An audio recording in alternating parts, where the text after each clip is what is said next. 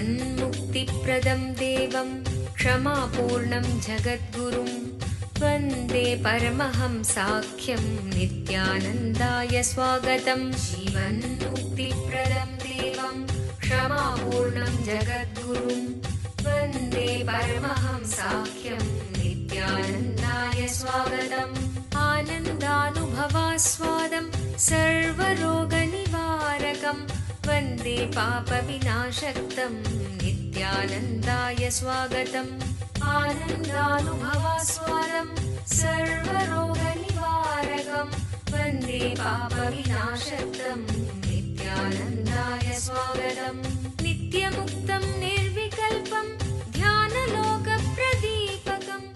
பரமஹம்ச நித்யானந்தர் கோடிக்கணக்கான பக்தர்கள் வழிபடும் ஓர் ஆன்மீக சக்தி. ஆன்மீக இயக்கத்தை உலகமெங்கும் நிறுவி வழிநடத்தும் ஆன்மீக வழிகாட்டி. வேத கலாச்சாரத்திற்கு மறுமலர்ச்சியூட்டும் ஓர் முன்னோடி. ஆன்மீக நகரமாம் திருவண்ணாமலையில் அவதரித்த அவதார புருஷர். இவர் பிறவியால் ஒரு யோகி. ஆன்மீக ஆய்வு பயணங்களை துணிச்சலோடு மேற்கொள்ளும் நவீன கால குருநாதர். தெய்வீக ஆற்றலின் அடையாளம். கோடிக்கணக்கானவர்களுக்கு உத்வேகமளிக்கும் ஆனந்த சக்தி. யோக அறிவியலின் உள்ளார்ந்த சத்தியங்களை தம்முள் கண்டுணர்ந்த யோக புருஷர். மெய்ஞானத்தை விஞ்ஞான ரீதியாக ஆராய்ச்சி செய்யும் மெய்ஞான விஞ்ஞானி. ஞானமருளும் வாழும் குருநாதர். கோடிக்கணக்கான சீடர்களால் பின்பற்றப்படும் ஞான குரு. ஞான களஞ்சியம். ஆனந்தத்தை தம் சிரிப்பால் பகிரும் ஆன்மீக பேரலை. ஈடு இணையற்ற தீட்சையளிக்கும் அவதார சக்தி. ஆனந்த வாழ்விற்கு தேவையான அனைத்து ஜீவன் முக்த சத்தியங்களையும் வெளிப்படுத்தும் சத்குருநாதர். வாருங்கள், உங்களால் மறக்க முடியாத ஆன்மீக அனுபூதியை பெறுங்கள். வேத வேதாந்த சம்வேத்யம் தேவதேவி ஸ்வரூபிணம் வந்தே வடபலாசிஸ்தம் நித்யானந்தாய ஸ்வாகதம். அருணகிரீத்யாख्यं त्वां महाभावसुयोगिनं वन्दे पूर्णावतारं शं नित्यानन्दाय स्वागतम्.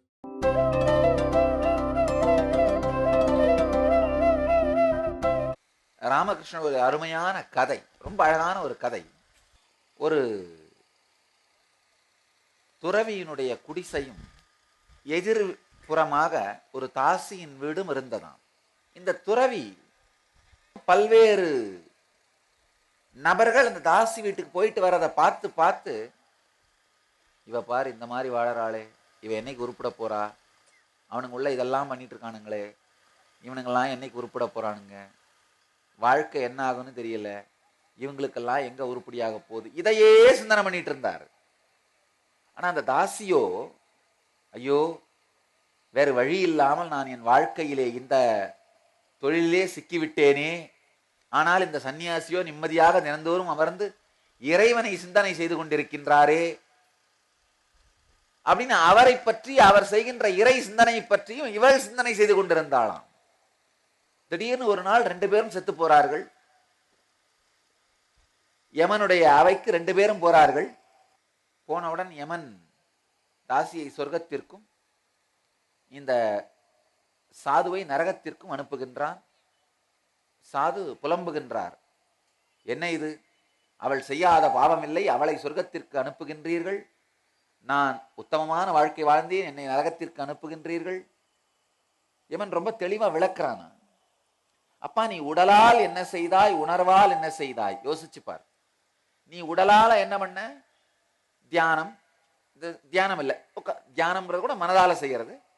உடலால் என்ன பண்ண, எப்போ உட்காந்துட்டு கடவுள் நினைக்கிற மாதிரியே பண்ணிட்டு இருந்த, பூஜை பண்ணிட்டு இருந்த.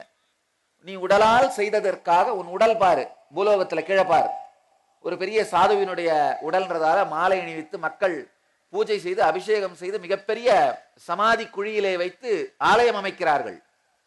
ஆனா உணர்வால நீ எப்ப பார்த்தாலும் இந்த அம்மா என்ன பண்ணிட்டு இருக்கானே யோசிச்சுட்டு இருந்த.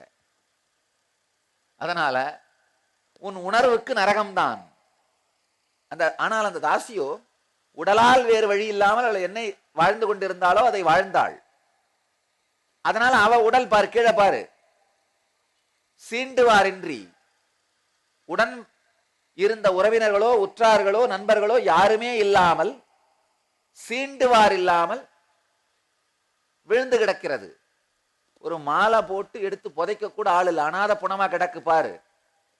ஆனா அவள் உணர்வால் எப்பொழுதும் உன்னையும் நீ சிவசிந்தனை செய்கின்றாய் என்கின்ற சிந்தனையும் செய்திருந்தாள். அதனால அவள் உணர்வுக்கு அதுதான் பரிசு. உணர்வின் நிலையிலே உச்சத்தை எடுத்து வருவதுதான் எல்லா அவதார புருஷர்களின் நோக்கமும் அவர்கள் இயக்கத்தின் நோக்கமும். பல்வேறு மறைமுகமான பலன்கள் ஒரு ஆன்மீக இயக்கம் உருவாகும் பொழுது நடக்கும். உதாரணத்துக்கு எங்காவது ஒரு சில இடங்கள்ல மருத்துவமனை கட்டுவோம், சில இடங்கள்ல பள்ளிகள் கட்டுவோம், சில இடங்கள்ல அன்னசத்திரங்கள் செய்வோம், சில இடங்கள்ல ஆலயங்கள் செய்வோம். ஆனா இதெல்லாம் சைடு எஃபெக்ட், பக்க விளைவு. ஒரு அவதார இயக்கத்தின் நேர் விளைவு, நேரடியான நோக்கம் இவைகள் மட்டும் அல்ல. அன்ன சத்திரமோ வெறும் ஆலயமோ அல்லது மருத்துவமனையோ பள்ளி கூடங்களையோ உருவாக்கி விடுவது மட்டும் அவதார நோக்கம் அல்ல. உண்மையில் ஒரு ஞான புருஷன் ஒரு இயக்கத்தை துவங்கும் பொழுது அவர்களுடைய நோக்கம் இதையெல்லாம் தாண்டியதாக இருக்கின்றது. என்ன நோக்கத்தோடு இந்த இயக்கத்தை துவங்கினேன் என்பதை டிஃபைன் பண்றேன். ஒரு விதத்தில் வேணா சொல்லலாம், மீண்டும் விளக்குகின்றேன். நமது ஆன்மீக இயக்கத்தின் தெளிவான ஆன்மீக பணியை துவக்குவோம். துவக்குவதற்கான மிக தெளிவான வரையறையாகத்தான் இந்த சத்சங்கத்தை கூட்டியிருக்கின்றேன். என்னுடைய அவதார நோக்கத்தினுடைய பல பரிமாணங்களில் முதல் பரிமாணம் உடல் நலம். மக்களுக்கு நேரடியாக உடல் நலத்தை அளிப்பது. சமஸ்கிருதத்திலே ஒரு அழகான ஒரு வாக்கியம், சரீரமாத்தியம் கலுதர்ம சாதனம். அடிப்படையாக நம்முடைய உடலை கூட நாம் தெளிவாகவும் முழுமையாகவும் மாற்றுவதில்லை.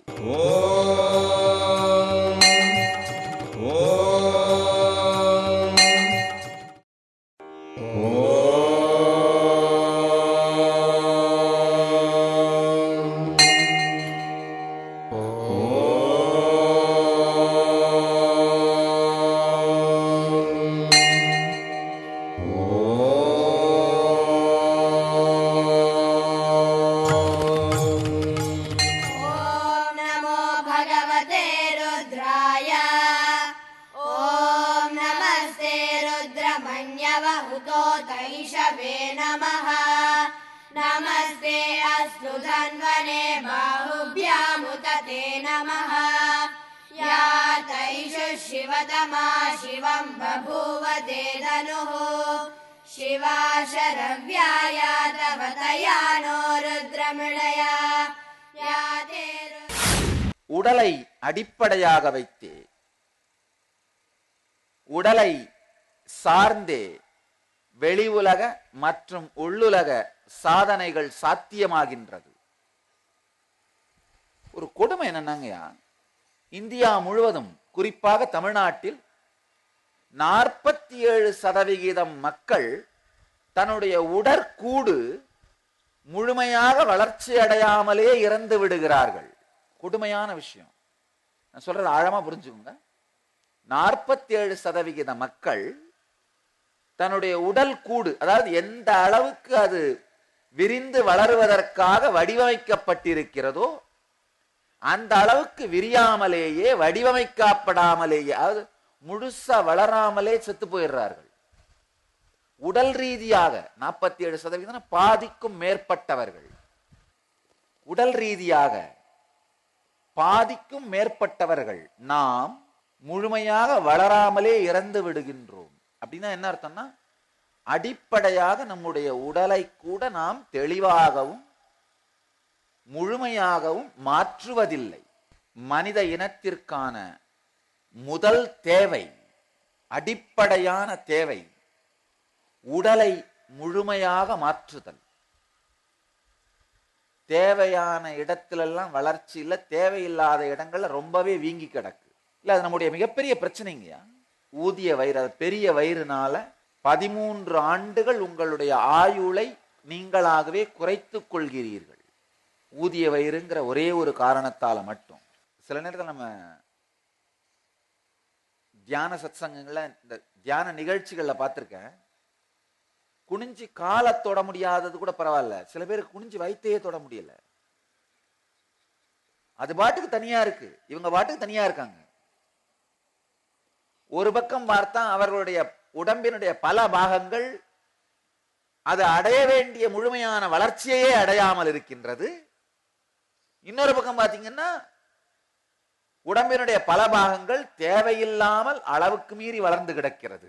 முதலில் உடல் நலம் என்பது மிக தெளிவாக மக்களுக்கு உணர்த்தப்பட வேண்டும். இந்த உடம்புக்குள்ள நீங்க வாழறீங்க, யாரோ வாழ்ந்துட்டு இல்லைங்கயா. நம்ம என்ன அன்கான்சியஸா இருக்கும் தெரியுங்களா? அதாவது உணர்வே இல்லாம, சென்சிட்டிவாவே நம்ம உடம்புக்கு இல்லாம இருக்கிறோம். நம் உடலை பற்றிய எந்த விதமான சென்சிட்டிவிட்டியும் இல்லாமல் வாழ்ந்து கொண்டிருக்கிறோம். கொஞ்சம் திரும்பி பாருங்க, எத்தனை விதத்திலே எத்தனை இடங்களில் சென்சிட்டிவிட்டி இல்லாம வாழறீங்கன்னு. நீங்க அந்த உடம்புக்குள்ள இருக்கீங்கன்னே உங்களுக்கு தோன்றதில்லை. காலையில தண்ணி ஊற்றி குளிக்கும் பொழுது தோணாது, இதனே குற்றால அருவி மாதிரி ஓடுது, இங்க தண்ணி ஊத்தனா எங்கேயோ போய் விழுதே, தோணாது. ஆனா அந்த உடம்புக்குள்ளேயே கம்ஃபர்டபுளா இருந்துகிட்டே இருக்கிறோமே. கேட்டா என்ன பண்றதுன்னு தெரியல சாமி. என்ன செய்ய வேண்டும் என்று கற்றுக்கொள்ள வேண்டும், செய்தாக வேண்டும். ஏனென்றால் உடல் உங்களுடையது, நீங்கள் அதில் வாழ்கிறீர்கள். ஒரு சின்ன கதை. ஒருத்தர் ஆபீஸுக்கு ரெகுலரா போறவர் ஒரு நாள் மத்தியானம் அவருடைய லஞ்ச் பாக்ஸ் திறந்து பார்க்கிறாரு. இது என்னையா, இதே உருளைக்கிழங்கு, இதே வெண்டைக்காய், இதே சோறு, எனக்கு பிடிக்காததாவே இருக்கே, புலம்பிக்கிட்டே சாப்பிட்டுறாரு. மறுநாளும் லஞ்ச் டைம்ல லஞ்ச் பாக்ஸ் திறக்கிறாரு, அப்படியே புலம்புறாரு. இது என்னையா, இதே உருளைக்கிழங்கு, இதே சோறு, இதே வெண்டைக்காய், எனக்கு பிடிக்காததாவே இருக்கே. பக்கத்துல இருக்கிற நண்பர்கள்லாம் ஐயோ பாவம்னு பரிதாபப்பட்டார்கள். மூணாவது நாள் அதே மாதிரி லஞ்ச் பாக்ஸ் திறந்தாரு, திரும்பவும் புலம்பனாரு. என்னையா, இதே வெண்டைக்காய், இதே உருளைக்கிழங்கு, இதே சாதம், எனக்கு பிடிக்காததாவே இருக்கே. ஆபீஸ்ல இருக்க நண்பர்கள் கேட்டாங்க, ஏன்பா உனக்கும் உன் மனைவிக்கும் ஆகாதா? உனக்கு பிடிக்காதுன்னு தெரிஞ்சு அதையே சமைச்சு அனுப்புறாங்களா? அவன் சொன்னா, நான் இல்லை, எனக்கு இன்னும் கல்யாணமே ஆகல, நானே தான் சமைச்சு எடுத்துட்டு வர்றேன். உண்மையில் அப்படித்தான் மனிதர்கள் வாழ்ந்து கொண்டிருக்கிறார்கள். என்ன செய்யறோம், என்ன தேவைன்னு நினைச்சே பார்க்கறதில்ல, சம்பந்தமே இருப்பதில்லை. ஏதோ ஒரு விதமான மன அமைப்புல இருக்கிற சமைக்கிற நேரத்தில் அதை எடுத்து போட்டு சமைச்சே பழக்கம். சமைக்கிற போது தோன்றதில்ல எது நமக்கு பிடிக்கிறது பிடிக்காததுன்னு. சாப்பிடும்போது தான் ஞாபகமே வருது. ஆழ்ந்து பாருங்க. இப்ப நான் சொன்ன உடனே நீங்க எல்லாம் சிரிச்சிட்டீங்க. கொஞ்சம் ஆழ்ந்து பார்த்தீர்களானால் உங்கள் வாழ்க்கையில் பல முறைகள் இதே போல்தான் நீங்களும் இயங்கிக் கொண்டே இருக்கிறீர்கள். எந்த விதமான சென்சிட்டிவிட்டியும் இல்லாம பேட்டர்ன் சொல்லுவோம், மன அமைப்பு, மனப்பாங்கு. அந்த பேட்டனை மாத்தணும்னு நினைக்காம, இல்ல நினைச்சாலும் முடியாம, நம்முடைய வாழ்க்கையே ஒரு உணர்வறு மட்டத்தில் அன்கான்சியஸ் லெவல்லையே நடந்துட்டு இருக்கு. சர்க்கரை வியாதியும் இரத்த அழுத்தமும் நேரடியாக மனப்பாங்கு சார்ந்த வியாதிகள். அந்த சாப்பிடுற பேட்டர்ன்ல மாட்டிக்கிட்டு வெளியில வர முடியறது இல்ல. டயபெட்டிஸ் ஆரம்பிக்கும் பொழுதே நிறுத்திடலாம் இல்ல. உணவு கட்டுப்பாட்டுக்குள்ள வந்தா நேச்சுரலா சுகர் இருக்க போறதில்ல, டயபெட்டிஸ் இருக்க போறதில்ல. ஆனா நம்ம பழக்கம் என்ன, காலையில 8 மணிக்கு தான் மெதுவா எந்திரிக்கிறது, டிவியை போட்டுக்கிட்டு அது கியாமுயா கியாமுயான்னு கத்திட்டு இருக்கும். அதை அப்படியே பெட்ல படுத்தா மாதிரியே அரை மணி நேரம் பார்க்கறது. ஆபீஸுக்கு போறதுக்கு 5 நிமிஷத்துக்கு முன்னாடி பட்டுன்னு பெட்ல எந்திரிச்சு முழுசா கூட 1, 2, 3 எல்லாம் முடிக்கிறது இல்லை.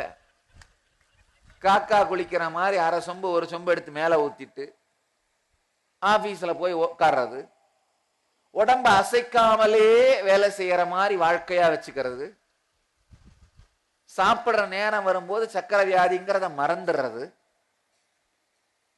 கையில கிடைக்கிறது மட்டும் இல்ல கண்ணில் படுறதெல்லாம் திங்கிறது, பூமியில போறதுல பஸ் காரை விட்டு, கடல்ல போறதுல கப்பலை விட்டு, மேல போறதுல பிளைட்டை விட்டு மீதி எல்லாத்தையும் திங்கிறது.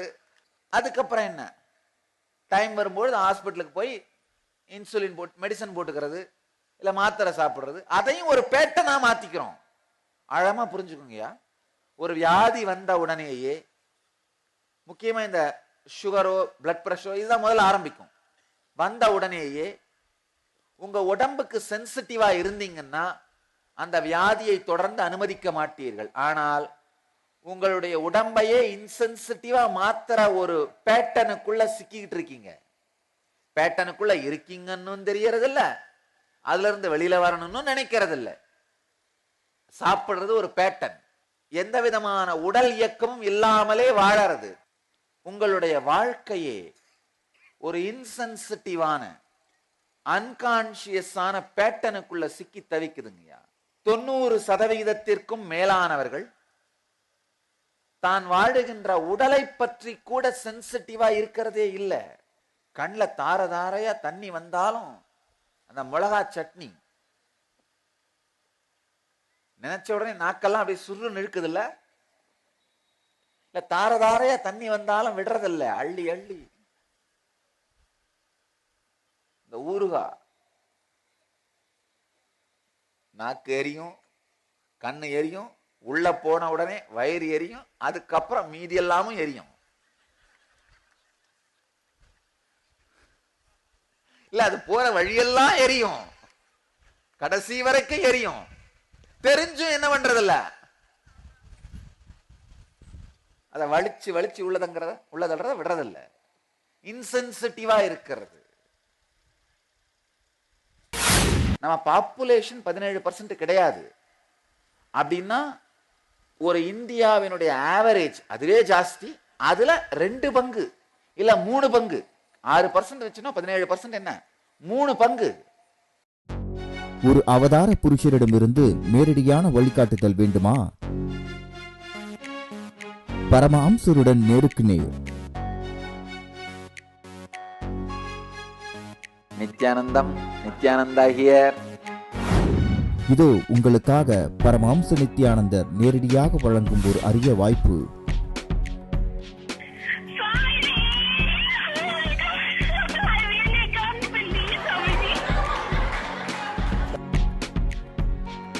இருங்க இருங்க இருங்க, எங்கேயோ பார்த்த ஞாபகம்.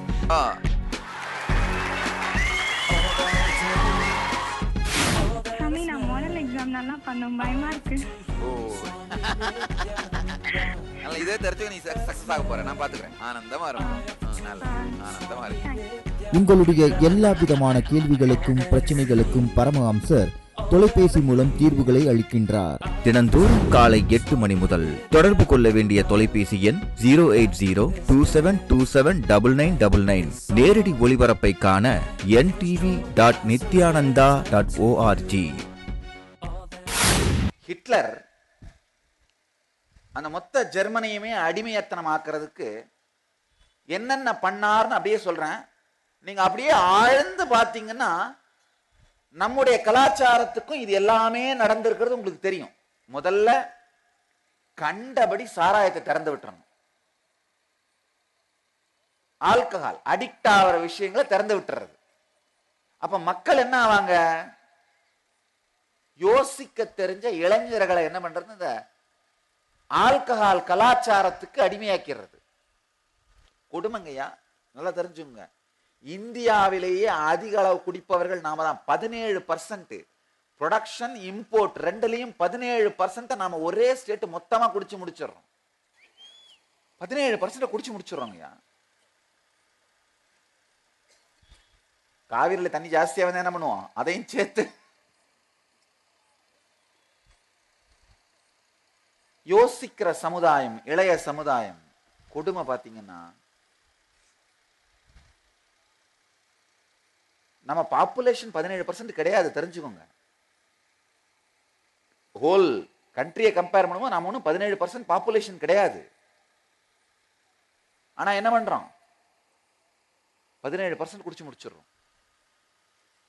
நம்ம பாப்புலேஷன் பார்த்தீங்கன்னா 7 கோடி தான். மொத்தம் 121 கோடியில் நம்ம 7 கோடி தான். அப்படின்னா என்ன, 7%க்கும் கம்மி. 100 கோடினாலே 7 கோடினா 7% தான் வருது. 121 கோடியில் 7 கோடி.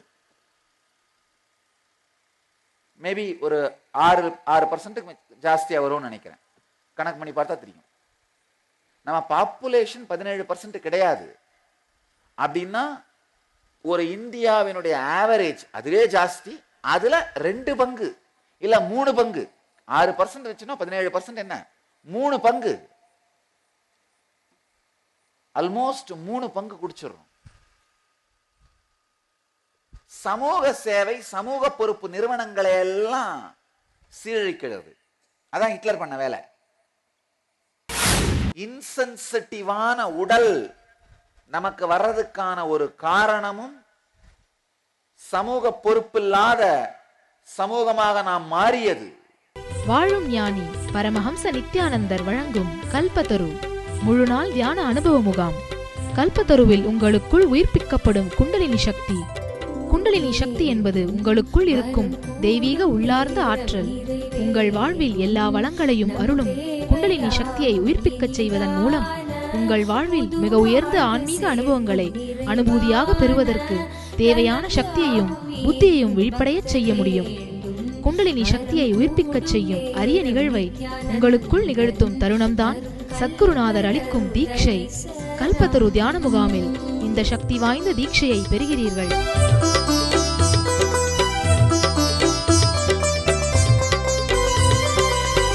மேலும் விவரங்களுக்கு நித்யானந்த தியான பீடம், நித்யானந்தபுரி, கிரிவலப்பாதை, திருவண்ணாமலை. தொலைபேசி எண்கள் 7200003311, 7200003322, www.nityananda.org.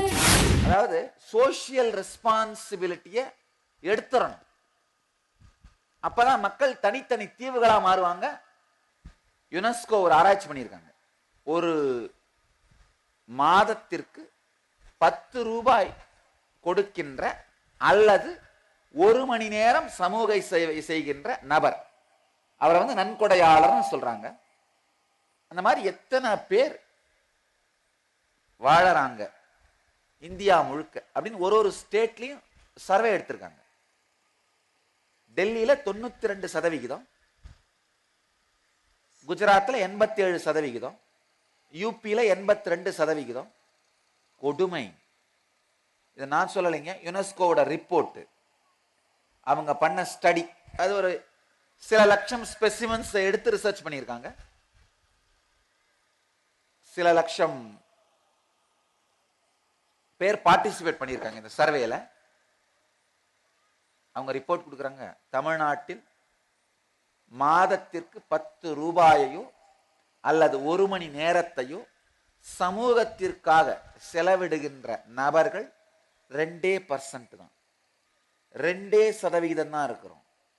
அதாவது சமூக பொறுப்பு அப்படிங்கிற கருத்தை நம்முடைய உணர்விலிருந்து சீரழித்து விடுவது. உங்களுடைய உற்சாகம், உத்வேகம் முழுவதுமே தவறான திசைகளிலே திருப்பப்பட்டு சிதைக்கப்பட்டிருக்கிறது. இன்சென்சிட்டிவான உடல் நமக்கு வர்றதுக்கான ஒரு காரணமும் சமூக பொறுப்பில்லாத சமூகமாக நாம் மாறியது. அடிக்டிவான என்டர்டெயின்மெண்ட்ஸை ஓப்பன் பண்ணி விடுறது. அதாவது இந்த கம்பல்சிவான என்டர்டெயின்மெண்ட்ஸ், அதான் இதெல்லாம் தாங்க கம்பல்சிவான என்டர்டெயின்மெண்ட்ஸ். அதாவது உங்களுடைய அடுத்தென்ன அடுத்தென்ன அப்படின்னு தெரிஞ்சுக்கணும்னு நினைக்கிற பரபரப்பு. இப்ப பரபரப்பை விரும்புவது மனத்தின் பழக்கம். அடுத்தென்ன அடுத்தென்ன, இந்த எக்ஸைட்மெண்ட், பரபரப்பை விரும்புவது மனத்தின் பழக்கம். அந்த பரபரப்பை விரும்பும் தன்மையை எக்ஸ்ப்ளாய்ட் பண்றது. அந்த மாதிரியான என்டர்டெயின்மெண்ட்ஸ் இதெல்லாம் தான் மனிதனை இன்சென்சிட்டிவ் ஆக்கிறது. நீங்கள் மொத்தமாக முழுமையாக மூளைச்சலவை செய்யப்பட்டிருக்கிறீர்கள். உங்கள் உடலுக்கு நீங்கள் இன்சென்சிட்டிவ் ஆகிறதுக்கான காரணமே, அடிப்படையான காரணமே பரபரப்பு சார்ந்த என்டர்டெயின்மெண்ட். நம்முடைய முன்னோர்கள் பார்த்தீங்கன்னா அவங்க செஞ்சு வச்ச எல்லா என்டர்டெயின்மெண்ட்டுமே நம்முடைய உடல், மனம், ஆன்மா மூன்றையும் உயர்நிலைக்கு எடுத்துட்டு வர என்டர்டெயின்மெண்ட்டாவே இருக்கும். ஏன் இந்த மலை சுத்துறதை நீங்க ஒரு என்டர்டெயின்மெண்ட்டாவே பண்ணீங்கன்னா கூட உடல் நலம் வந்துடும். உணர்வாலும் ஆழ்ந்து செய்தால் உணர்வு நலம், ஆன்மீக நலமும் கிடைக்கும். அது வேற விஷயம். ஒருவேளை உணர்வால ஈடுபடாம ஊர்ல இருக்கிற கதையெல்லாம் பேசிட்டு அந்த மாதிரி சில பேர் போவாங்க. சில பேர் பார்த்தா ரொம்ப சின்சியரா, ஸ்ரத்தையா அவர்களுடைய இஷ்ட தெய்வத்தை நினைந்து இல்ல தியானம் பண்ணிக்கிட்டே ஆழ்ந்த தியான உணர்வோட நடந்து போவாங்க. அவர்களுக்கு முழு பலன் கிடைக்கும், ஆன்ம ஞானமும் கிடைக்கும். உங்கள் எல்லோரையும் நித்யானந்தத்தில் நிறைந்து, நித்யானந்தத்தில் மலர்ந்து, நித்யானந்தத்தில் கரைந்து, நித்யானந்தமாகிட ஆசீர்வதிக்கின்றேன். நன்றி. ஆனந்தமாக இருங்கள். நித்யானந்த தியானபீடம், நித்யானந்தபுரி, ஆஃப் மைசூர் ரோடு, விடுதி, பெங்களூர். 9742203311 08027202084.